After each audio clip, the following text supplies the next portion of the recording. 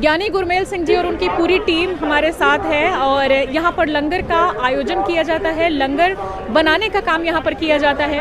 आपको हम पीछे की तस्वीरें दिखाएंगे कि किस तरह से यहाँ पर लोग लगातार लगे हुए हैं काम में। रोटियाँ बनाई जा रही हैं, तमाम खाने की सामग्री। इनसे बातचीत करते हैं कि किसके सौजन्य से ये है। गुरमेल सिंह जी, किसके सौजन्य से ये नेक काम चल रहा है? वाहिगुरू जी का खालसा, वाहिगुरू जी की फतेह। ਸੰਸਾਰ ਭਰ ਵਿੱਚ ਵਸ ਰਹੀਆਂ ਸੰਗਤਾਂ ਜਿਨ੍ਹਾਂ ਦੇ ਮਨ ਦੇ ਵਿੱਚ ਦਰਦ ਕਿਸਾਨੀ ਦਾ ਔਰ ਉਹਦੇ ਸੰਬੰਧ ਦੇ ਵਿੱਚ ਜਿਹੜਾ ਇੱਥੇ ਜੋ ਚੱਲ ਰਿਹਾ ਸੰਘਰਸ਼, ਉਹਦੇ ਵਿੱਚ ਹਿੱਸਾ ਲੈਣ ਵਾਸਤੇ ਦੂਰ ਦਰਾਡਿਆਂ ਤੋਂ ਸੰਗਤਾਂ ਪਹੁੰਚ ਰਹੀਆਂ ਇੱਥੇ।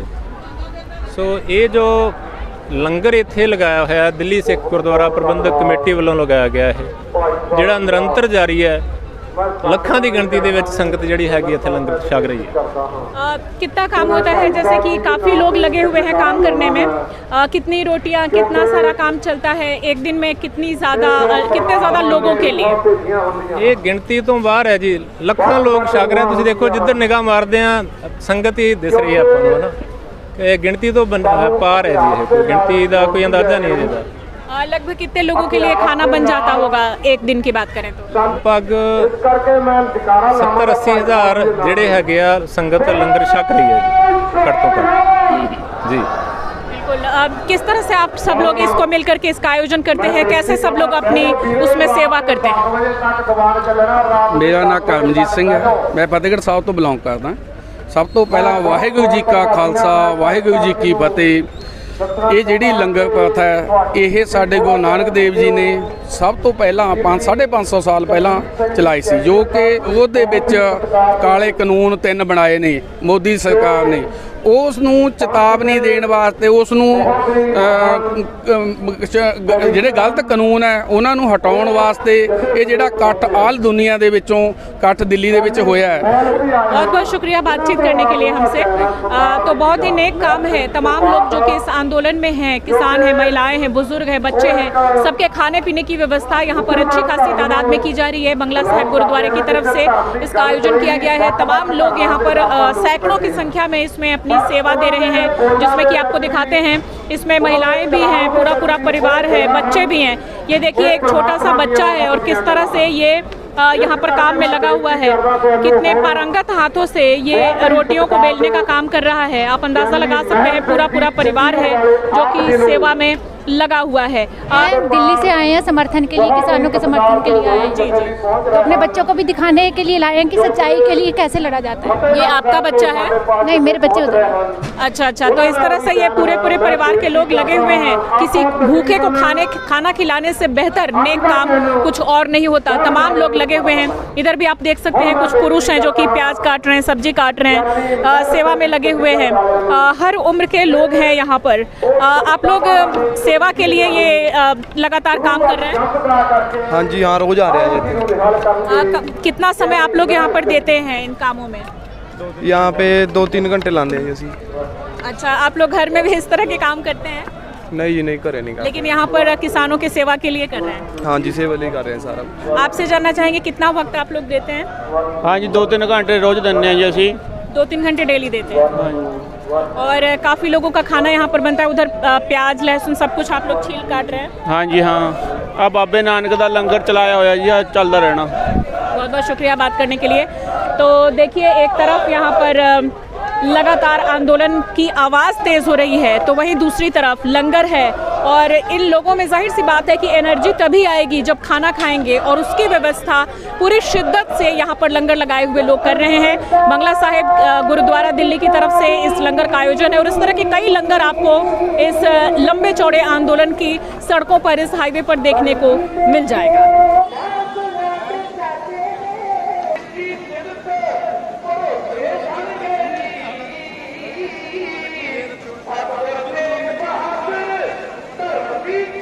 बड़े बड़े बर्तन चढ़े हुए हैं, इतने बड़े बर्तन जो कि शायद ही आप लोगों ने कभी शादी ब्याह के सीजन के अलावा कहीं और देखा होगा।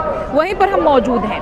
इकबाल सिंह जी हमारे साथ हैं जो कि यहाँ पर व्यवस्था देख रहे हैं। किस तरह से आप लोग यहाँ पर किसान आंदोलन में ये बड़ी जिम्मेदारी निभा रहे हैं? देखिए, जो आपने बार पढ़ लिया होगा कि जो हमारा दिल्ली सिख गुरुद्वारा प्रबंधक कमेटी का लंगर जो को 24 घंटे 27 नवंबर से लेके अब तक चल रहा है। 24 घंटे में हम सुबह से लेकर शाम तक दाल सब्जी प्रसादा, उसमें हम कई बार मीठे चावल, कई बार प्रसाद कड़ा प्रसाद बना दिया जाता है, उसके अलावा पुलाव बना दिया जाता है। फिर अभी आप देख रहे हैं यहाँ कड़ी बन रही है, कड़ी चावल चलेंगे। एक बार थोड़ा आइए आप दिखाइए हमें कि किस तरह से यहाँ पर काम हो रहा है और काफ़ी बड़ी जिम्मेदारी है। इतनी बड़ी कढ़ाई तो मैंने अपनी ज़िंदगी में नहीं देखी थी।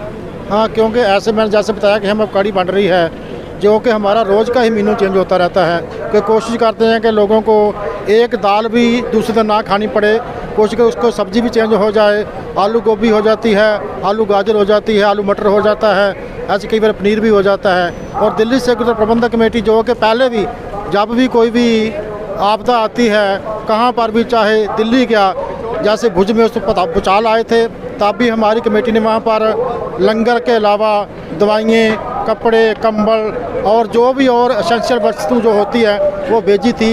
एक दिन में लगभग कितने लोगों का खाना यहाँ पर, क्योंकि देख रहे हैं कि काफ़ी तादाद में लोग यहाँ पर खाना खा रहे हैं, एक दिन में कितने लोगों का खाना बन जाता है? आपको मेरे को बताते हुए खुशी होती है कि कम से कम 1.5 लाख आदमी हमारा तीनों टाइम में खाना खा जाता है। एक शिफ्ट में अगर आप कैलकुलेशन करें कम से कम 50,000 लोग एक टाइम में हमारा खाना खा रहे हैं। ऐसे साथ में चाय का तो हमारा पता ही कोई नहीं कि कम से कम 70-80 हज़ार, लाख 1.5 लाख कप भी रोज़ के बाद लग जाते हैं। इसके लिए व्यवस्था कैसे हो पा रही है? मेरे कहने का मतलब है कि सब्जी, चावल, दाल, तमाम तरह की जो व्यवस्था है, जो काम कर रहे लोग हैं या जो आर्थिक सपोर्ट की बात होती है, वो उसका इंतजाम कैसे होता है? देखो, हमारा दिल्ली सिख गुरुद्वारा प्रबंधक कमेटी का अपना भी गुरुद्वारे से जो हमारा 9 हिस्टोरिकल गुरुद्वारा हैं, वहाँ पर हमारा जो संगतों के द्वारा दान दिया जाता है, जो दसवंध दिया जाता है। सिख का पहला काम है कि वो जितनी भी कमाई करता है उसका 10वां हिस्सा हर हालत में वो गुरु की गोद में डालता है और उसको हम अपना इसी के लिए यूज करते हैं। कहाँ पर